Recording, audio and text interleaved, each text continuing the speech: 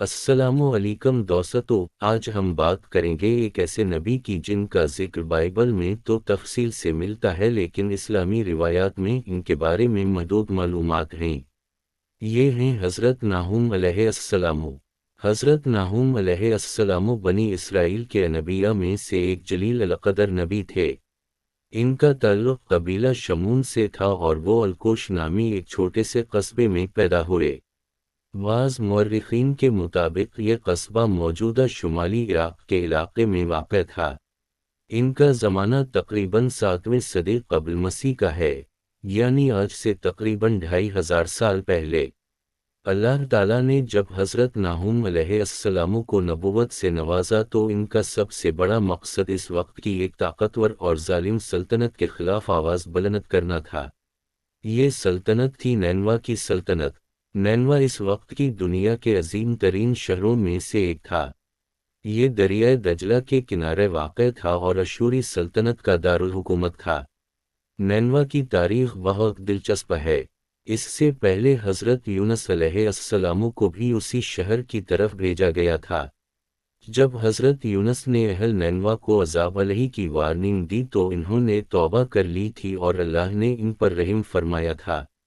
لیکن وقت گزرنے کے ساتھ ساتھ نینوا کے لوگ پھر سے گمراہی اور ظلم کی طرف مائل ہو گئے۔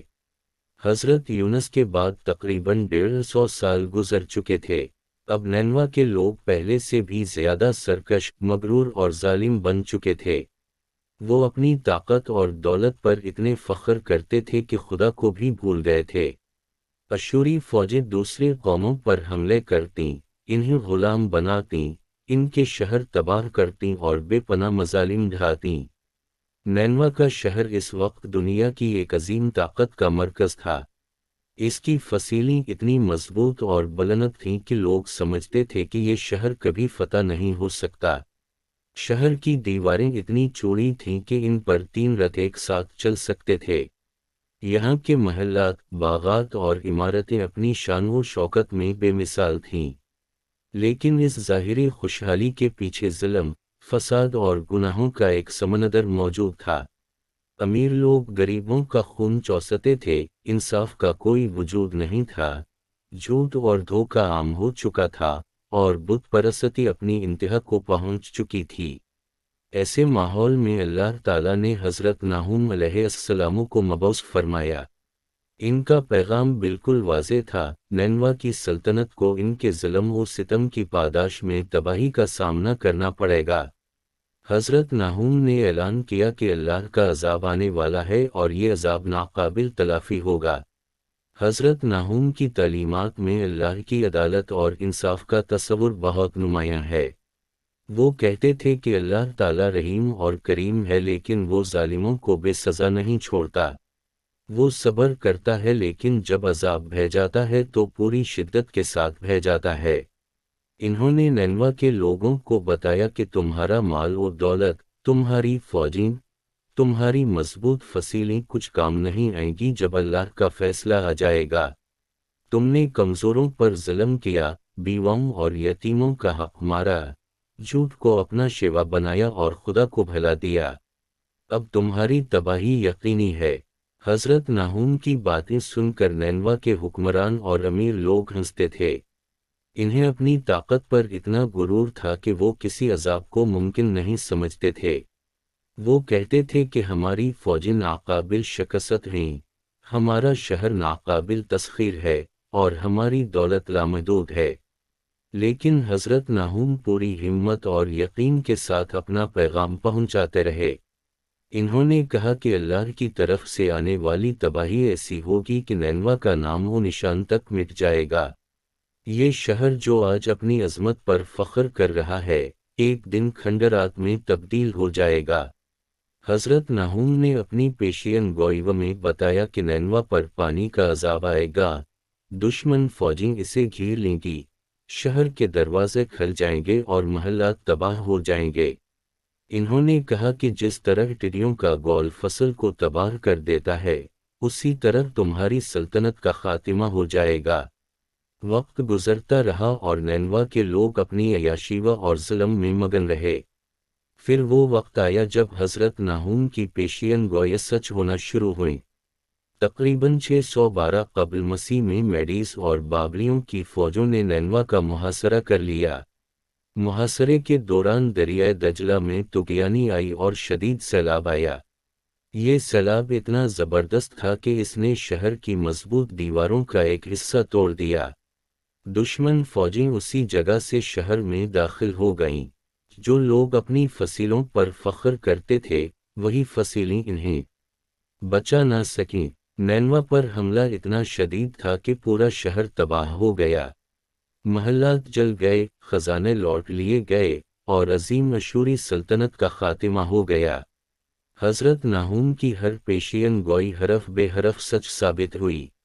یہ شہر جو کبھی اتنا طاقتور تھا کہ پوری دنیا اس سے خوفزدہ رہتی تھی، کھنڈرات میں تبدیل ہو گیا۔ حضرت ناہوم علیہ السلام کی زندگی اور پیغام سے ہمیں کئی اہم سبق ملتے ہیں۔ پہلا سبق یہ ہے کہ ظلم اور طاقت کی بنیاد پر کھڑی ہونے والی کوئی بھی سلطنت پائیدار نہیں رہ سکتی۔ نینوا کے لوگ سمجھتے تھے کہ ان کی طاقت ابدی ہے، لیکن اللہ کے حکم سے وہ طاقت دھول میں مل گئی۔ دوسرا سبق یہ ہے کہ اللہ تعالیٰ صابر اور رحیم ہے، لیکن حد سے تجاوز کرنے والوں کو وہ ضرور سزا دیتا ہے۔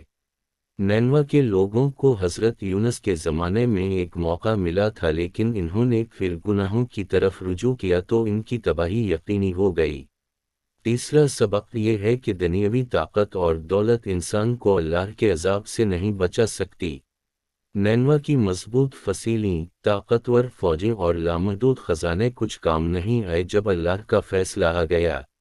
چوتھا سبق یہ ہے کہ انبیاء کرام کی پیشین گوئیاں اللہ کی طرف سے ہوتی ہیں اور وہ ضرور پوری ہوتی ہیں۔ لوگ حضرت ناہوم کی باتوں پر ہنستے تھے، لیکن ہر بات سچ ثابت ہوئی۔ پانچواں سبق یہ ہے کہ معاشرے میں انصاف، رحم اور خدا ترسی ہونی چاہیے۔ نینوا میں ظلم، فساد اور بے انصافی عام تھی، اور یہی چیزیں ان کی تباہی کا سبب بنے۔ حضرت ناہوم کی زندگی ہمیں یہ بھی سکھاتی ہے کہ نبی کا کام صرف خوشخبری سنانا نہیں بلکہ ضرورت پڑنے پر سخت وارننگ دینا بھی ہے۔ حضرت ناہوم نے نینوا کے ظالموں کو کھل کر بتایا کہ ان کا انجام کیا ہوگا، اور انہوں نے حق بات کہنے میں کسی کی پرواہ نہیں کی۔ آج ہم جب اس تاریخ کو دیکھتے ہیں تو سمجھ آتا ہے کہ اللہ تعالیٰ کی سنت یہی ہے کہ ظالم اور متکبر قومیں آخرکار تباہی سے دوچار ہوتی ہیں۔ نینوا کی تباہی اتنی مکمل تھی کہ صدیوں تک لوگوں کو یقین نہیں تھا کہ واقعی ایسا کوئی عظیم شہر وجود رکھتا تھا۔ 19ویں صدی میں جب آثار قدیمہ کے ماہرین نے اس کے کھنڈرات دریافت کیے تو دنیا کو پتہ چلا کہ حضرت ناہوم کی پیشین گوئیاں کتنی درست تھیں۔ حضرت ناہوم علیہ السلام کا پیغام آج بھی اتنا ہی متعلقہ ہے جتنا 2500 سال پہلے تھا۔ ہمیں چاہیے کہ ہم ظلم سے بچیں، انصاف کو قائم رکھیں، اللہ کو یاد رکھیں اور اپنی طاقت و دولت پر غرور نہ کریں۔ یہی وہ سبق ہے جو نینوا کی تباہی اور حضرت ناہوم کی تعلیمات ہمیں دیتی ہیں۔ اللہ تعالی ہمیں ہدایت عطا فرمائے اور ہمیں اپنے انبیاء کی تعلیمات پر عمل کرنے کی توفیق دے۔ آمین۔